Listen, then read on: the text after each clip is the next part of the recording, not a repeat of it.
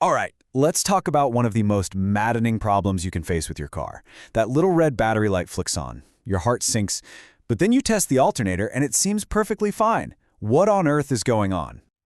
You know the feeling. You're just driving along and there it is, glowing on your dash. Your brain immediately jumps to conclusions. Okay, dead battery. Or maybe the alternator finally gave up. I mean, it's the charging light, so it's got to be one of those two, right? Simple. But here's where the plot thickens. You put a multimeter on it, and hey, the alternator is pumping out a solid 14 volts. You get the battery tested, and it's holding a charge. So while you think it's a single broken part, the light is actually telling you something a little more subtle. It's not saying no charge. It's saying there's a problem somewhere in the entire charging system.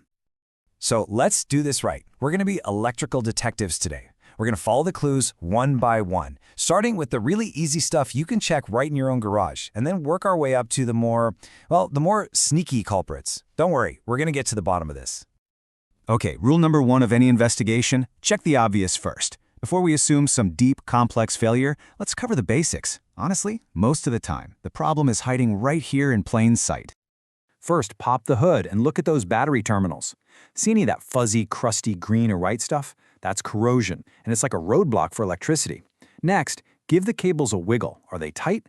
And don't forget the ground straps. Follow those thick black cables to where they bolt to the engine and the car's frame. A loose ground is a classic gremlin.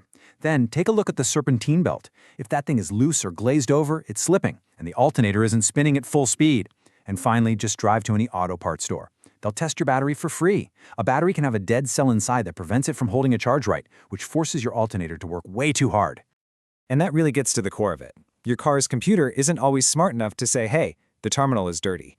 All it knows is that the flow of electricity isn't right, so it panics and throws up the most logical warning it can, the battery light. A simple bad connection can absolutely fool the system into thinking there's a catastrophe. Okay, so you've cleaned all the connections, the belt is tight, the battery checks out, but the light is still on. Now it's time to put our prime suspect under the microscope. Just because the alternator is making voltage doesn't mean it's healthy. It might be hiding a secret. So inside almost every modern alternator, there's a little component called the voltage regulator. You can think of it like the cruise control for your car's electrical system.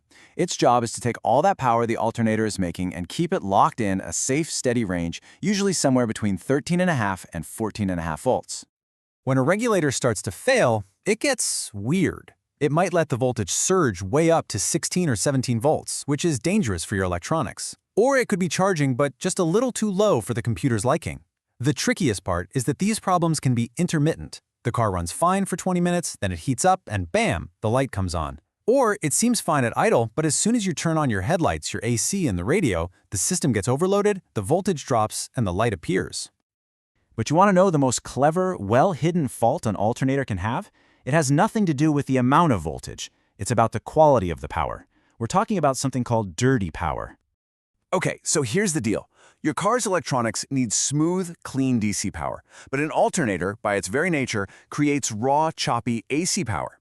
Inside, a set of diodes are supposed to convert all that AC into smooth DC.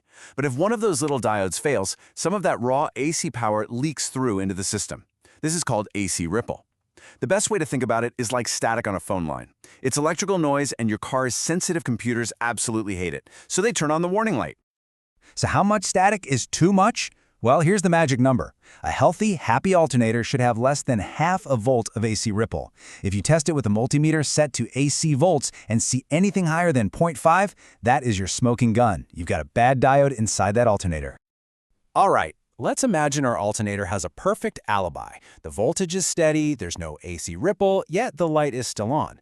This means our investigation has to get bigger. The problem isn't a lone wolf, it might be a conspiracy involving the entire electrical system. And this leads us to a really common issue on modern cars. You're just asking too much of it. Let's say your car came from the factory with an alternator that can produce 120 amps of power. But you've added a killer sound system, some bright off-road lights, maybe a winch. All of a sudden, your car is trying to draw 135 amps. Even with the alternator working at 100%, it just can't keep up. The system is overloaded, and the computer's going to tell you about it by flipping on that light. A few other conspirators might be hiding in the shadows. First, never underestimate a simple blown fuse. Check your fuse box. Second, take a close look at that little plastic connector that plugs into the alternator. The wires there can get brittle from the heat and break, or the pins can get corroded. And finally, a lot of newer cars have a special sensor right on the battery terminal that monitors current. If that sensor goes bad, it feeds junk data to the computer, triggering a totally false alarm. So, we've cleared the basics, we've cleared the alternator, and we've cleared the wider system. If you've made it this far and the light is still on, we have to start considering our final, most bizarre suspects. The moments when the charging system is actually fine and the warning light itself is the problem. Now, let me be clear, this is definitely not common. It is the exception. But after you've ruled out literally everything else, you have to entertain the possibility that the warning system has failed, not the thing it's supposed to be watching. And these are the true last resorts. We're talking about a bad circuit board inside your actual instrument cluster, behind your speedometer. It could be a shorted wire somewhere on the dashboard. Or, in the rarest of rare cases, it could be a glitch in the main brain of the car, the PCM. This is specialist territory, for sure. Okay, let's put a bow on this whole investigation. Here's your action plan. The stuff you can and absolutely should check yourself. Cleaning terminals and grounds, looking at that serpentine belt, getting that free battery test, and checking your fuses. But know when to call in a professional. Let them handle testing for that tricky AC ripple, diagnosing an internal voltage regulator, and for sure anything that involves digging into the car's main computer. So you see, that little red light isn't just an on-off switch for a broken part. It's a clue.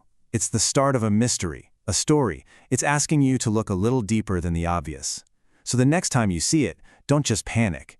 Ask yourself, what story is my car really trying to tell me? Thanks so much for tuning in.